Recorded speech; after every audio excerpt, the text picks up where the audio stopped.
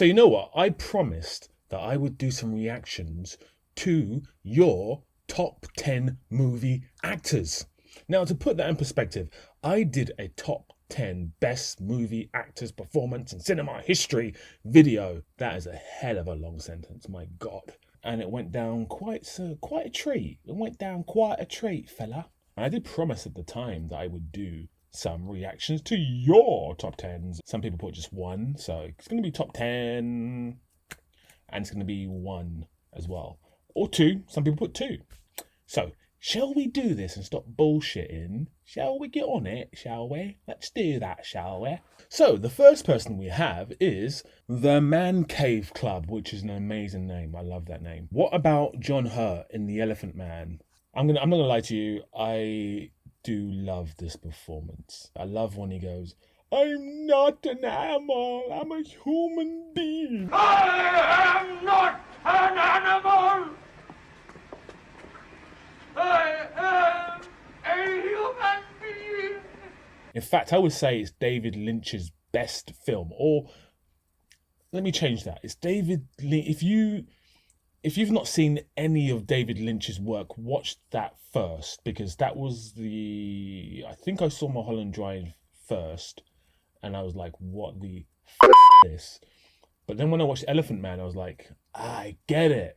So if you want like a gateway into David Lynch's work, I would definitely watch The Elephant Man. I am going to say something kind of controversial here. I think I was more impressed. No, I was going to say something stupid. I was going to say I was more impressed by the performance of Anthony Hopkins. I was more curious by the performance of Anthony Hopkins because he's just doing something in the film that you seldom see. He's just on a different planet. He's like he's in a different movie. That's a really, really interesting performance nonetheless.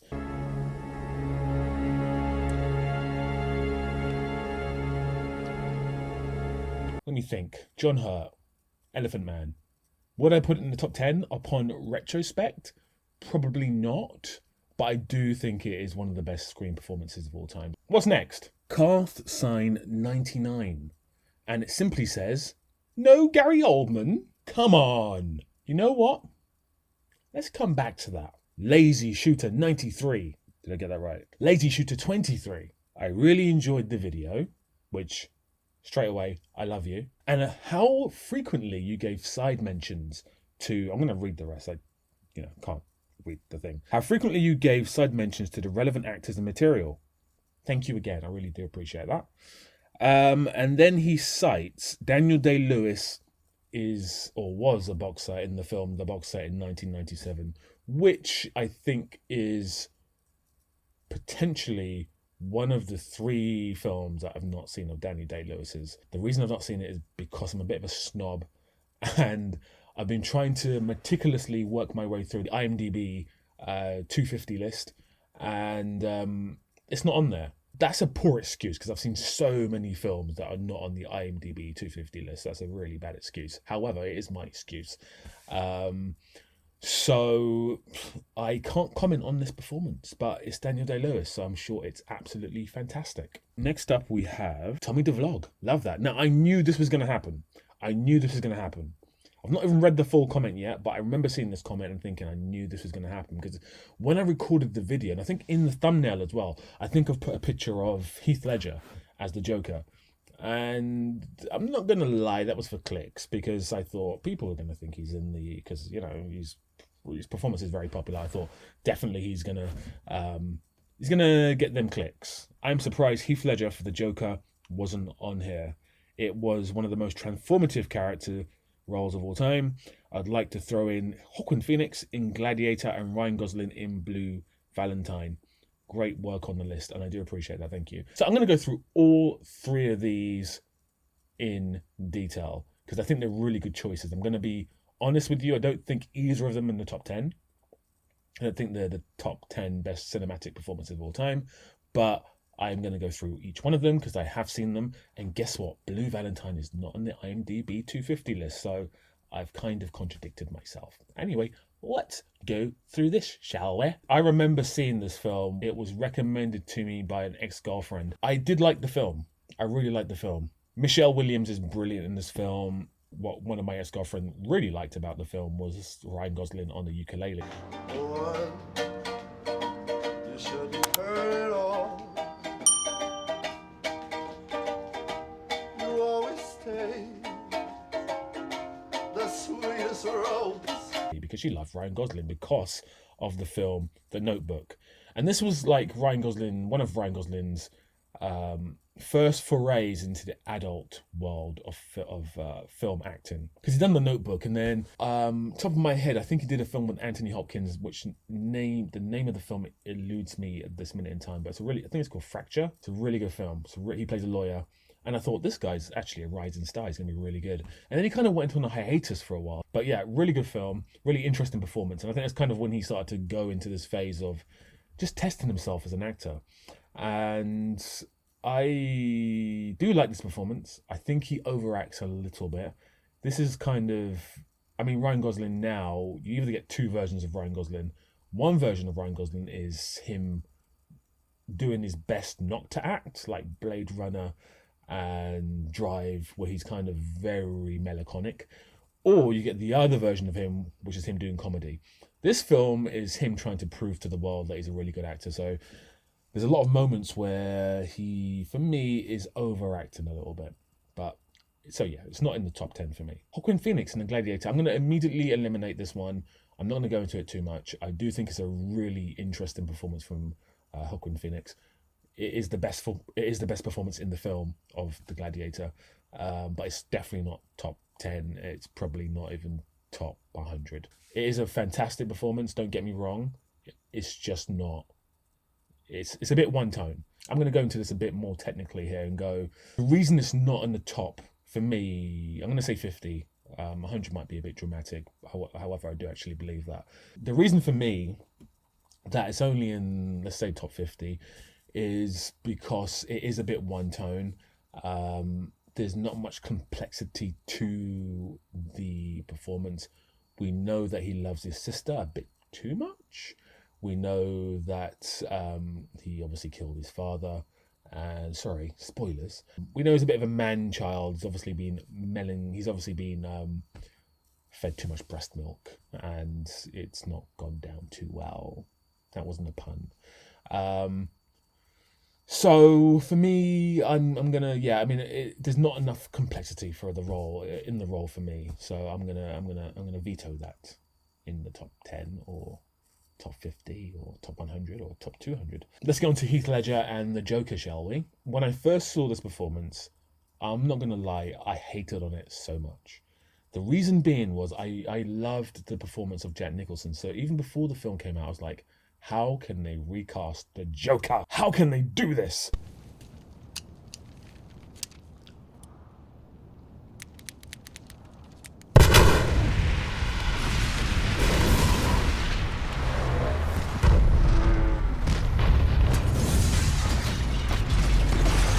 And then when I watched it, I was like, yeah, it's all right. It's okay. And then I watched it again. I was like, okay, it's okay. It's good. Many years on, I'm like, this is simply a great performance. It really is a great performance. I think it's so good that nowadays, when anyone tries to cite a villain from a movie, they say the Joker. They either say Walter White or they say the Joker. Walter White's more of an anti-hero, although some of the stuff he does is just pure villainy. You're goddamn right. However, with Heath Ledger and the Joker, it's just purely villainy. And I think the thing that makes the character so wonderful is that Christopher Nolan decided not to give him a backstory, he just comes from nowhere. And he's got so many backstories that are all fake or potentially all real. And it's a wonderfully complex performance. It isn't the performance that killed Heath Ledger, as everyone thinks it is. Apparently, when he was not shooting or when he was off camera, he would be joking and laughing, and it was he didn't get so much into character that he killed himself. That's a bit of a vicious rumor that was not true. I'm gonna say that if he didn't pass away, unfortunately, I don't think he would have won the Oscar, and that's a bit of a big statement. But the fact that he did win the Oscar doesn't bother me at all. It's a wonderful performance, and the reason it's not in the top 10 is it just hasn't stood the test of time. And by that, I don't mean that it hasn't literally stood the test of time. I just mean there's not been enough time that's elapsed. So I think on this list, I don't think there's any performance from the past 12 years, 13, 14 years. I think the most recent performance is Daniel Day-Lewis's, because I think it's a better performance than Heath Ledger in The Joker. No Mickey Rourke. Wonderful shout. This is from Tom Metcalf, 2069. No Mickey Rourke. And he actually cites the film Angel Heart. I have seen Angel Heart. It's not in the IMDb 250, I think. Could be wrong. If it is, it shouldn't be. It's a really good film, though. Really, really good film. It might be in the IMDb 250. Oh, if it is in the IMDb 250, I'm going to put it over here. This is what happens when you don't plan and research your episodes, eh? This is meant to be off the cuff. So if I'm going that's just me being off the cuff. I haven't got a script, because sometimes I hate having a script, because I tend to go, and today the person did this, and they did this, and they did that, and I'm trying to look at the script and it's just an absolute mess. But anyway, that's completely irrelevant. Let's get back onto this video. Let's get back onto Mickey Rourke. I love his performance in Angel Heart. If you haven't seen it, I'm not going to give anything away. It's really good. Robert De Niro's wonderful in the film as Louis Cypher. That's a bit of a giveaway, but watch the film. It's a really good performance. It really is a really good performance. It's not, for me, I think it's higher than Joaquin Phoenix, but it's lower than Heath Ledger. And is it higher than Ryan Gosling? Yes, it's higher than Ryan Gosling in Blue Valentine. And there was one more film that I forgot, but it's probably higher than that one as well. No, I haven't forgot. It's a really good performance. It's a really good performance. I don't think it's his best performance. I think he's actually better, and this is going to be very controversial, I think he's better in Sin City as Marv. I don't hear you giving me any names, so I guess when I shot you in the belly, I aimed a little too high. And I think he's also way better in The Wrestler as the wrestler. So if you want to pick out any film, I would think you should pick out that film. I don't know if he won an Oscar for The Wrestler. I think he did. But if he didn't, then he should have. But I think he did. I'll fact check myself again.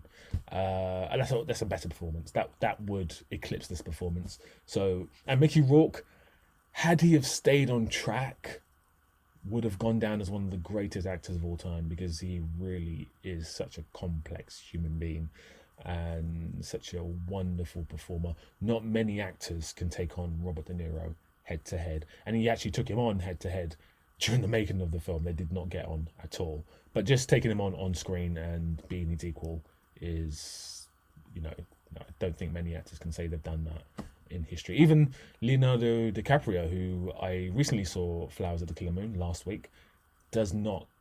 Robert De Niro destroys him in that film. He destroys him, and I think he's the best actor I've ever seen. But I digress. Okay, this is the one that I cannot comment on. How low the Lodger. How Low the Lodger is your name, and I love that name. A performance I never see mentioned, but I think is top 2, maybe 1 of all time, is Jan Malstrojo in Fanny and Alexander Bergman film. I have not seen it. I think it's about 3 hours long. I need to set some time apart to watch that film, because it's very long, and if you've not seen my video on long films, then please watch it and you'll see my thoughts on long films. I'm not saying they're bad. I'm just saying that you need to be in the mood to watch a long film, and I don't think I've yet been in the mood to watch that. However, I have seen Persona, which is one of the greatest films of all time. If you've not seen that, watch that. My point here is I've not seen this film. I can't comment on this performance, but I'm sure it is one of the top 10 performances of all time. And if you've seen Persona, the 2 leading actresses in that film are criminally left off of my list, because watch that film. Gloria Swanson in Sunset Boulevard. What a freaking narcissist. My top 10 performances of all time. This is a long one. Gary Oldman as Dracula, Peter O'Toole in Lawrence of Arabia, Omar Sharif in Dr. Zhivago, Robin Williams in The Fisher King, Anthony Perkins in Psycho, Linda Blair in The Exorcist, Bill Murray in What About Bob, Brad Pitt in 12 Monkeys. Edward Norton in Smoochie, Daniel DeVito in Throw Your Mama from the Train, Jim Carrey in The Mask. Now, I am not going to say anything about this list. I feel there's a couple of things in here that I don't know if this is a real list. Gary Oldman in Dracula is very good, and the film is an interesting film. But it's definitely not. I actually prefer him in Leon. I think that's actually my favourite performance of his in Leon. I think that's his best performance. Manny, bring me everyone. What do you mean, everyone? So I'm not going to go with that. Peter O'Toole in Lawrence of Arabia is really tremendous, really freaking tremendous. Like, that is a 3-hour film, and he owns that film. It's such a layered, complex performance. And should it be top 10? Maybe. Omar Sharif in Dr. Zhivago, another David Lean film. I've not seen this film. It's another long film, and I need to set aside some time to watch this film. But I think it might even be IMDb. No, it's not IMDb top 50, 250. Yeah. Robin Williams in The Fisher King. Not seen it. Anthony Perkins in Psycho. I have seen it. Very good performance. Top 50. Linda Blair in The Exorcist. No, I wouldn't say so. I don't think so. I think it's a really good child performance, but I've seen better child performances. We have Haley Joel Osment in The Sixth Sense. We have Tatum O'Neal in Paper Moon. It's a good performance, but I would actually say that the guy who plays the priest, the conflicted priest, puts in a better performance. Don't remember his name. Do apologise, but yeah. Bill Murray in What About Bob? I've actually not seen that film properly. I remember seeing it on TV as a kid and thinking, this might be funny, but yeah. I can't comment. It could be, but I doubt it. Brad Pitt in 12 Monkeys. No, I think this is like early Brad Pitt, and he's overacting. A bit like Ryan Gosling in Blue Valentine. He's overacting in this film. Just mainly that there's these teeny tiny invisible bad things called germs that get into your body and make you sick, huh? He's trying to get doctors to wash their hands. What is this guy? Crazy? Huh? Teeny tiny invisible, what do you call germs? Huh? What? Now, cut to the 20th century, huh? Last week, as a matter of fact, right before I got dragged into this hellhole. It's a good performance, though. It is a good performance. This is kind of early Brad Pitt when he's trying to prove to the world that I can act. I'm not just a pretty boy. I can act. DiCaprio's been through it. Ryan Gosling's been through it. And Brad Pitt went through it. And Tom Cruise went through it. And all good-looking actors have been through that phase where they overact to compensate for the fact they look good, which is really weird. But it makes sense. Trust me. Edward Norton in Smoochie. No, not for me. Danny DeVito in Throw Mama Off the Train. Not for me. Not actually seen it properly since I was a kid, but definitely not. And then Jim Carrey in The Mask. No, the best Jim Carrey performance is The Truman Show. What the hell are you talking about? Who are you talking to? So if we're saying that's the best Jim Carrey performance, then this obviously isn't in the top 10. But that's a really good performance, really fun performance. Is it his best comedic performance? Maybe Pet Detective, maybe Dumb and Dumber. Who knows? Right, so we have one last comment. It is from Tom M. Moole. Thank you very much, Tom M. Moole. Your comment is it's actually not really a top 10. It's not a suggestion. It's just saying that Al Pacino, let me read it verbatim. Pacino, amazing work in the 70s. I really can't stand his later performances. His constant shouting makes me cringe. Hoo-ah! Hoo-ah! Hoo-ah! She got a great ass! And you got your head all the way up it! I kind of agree and I disagree.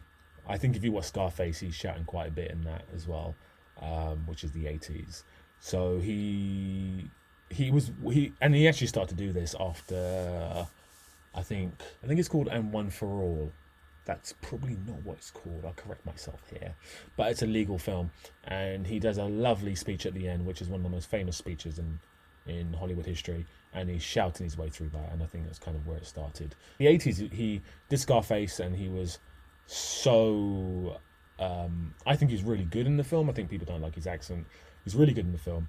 But after that, I mean, the whole of the 80s for Al Pacino were a very rough period. There was too much substance abuse, too much drinking, and too much smoking. And subsequently, his voice got a bit more croaky, got older. And in the 90s, he came back and he was very shouty, very, very shouty. And I did mention that in the video as well, so I'm not going to go over it any more than I need to. I think this really fun game.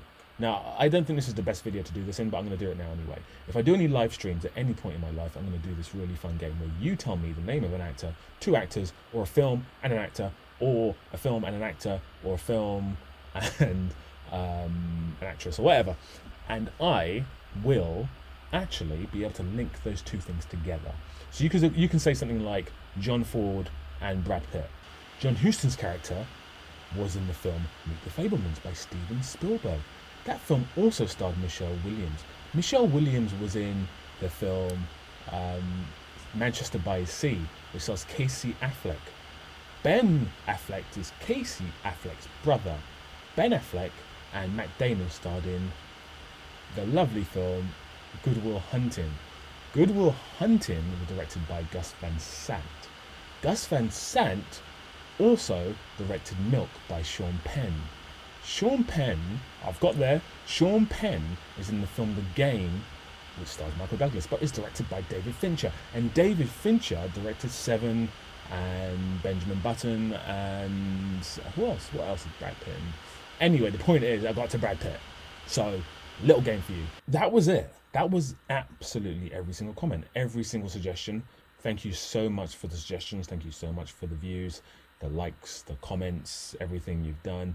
If you've not seen any of my latest videos, you can click on the one here and see that. And if you haven't subscribed, you can click on the one here and subscribe. Some parting words. What I'm going through now is 100 times worse than what the Elephant Man went through. Do I amuse you?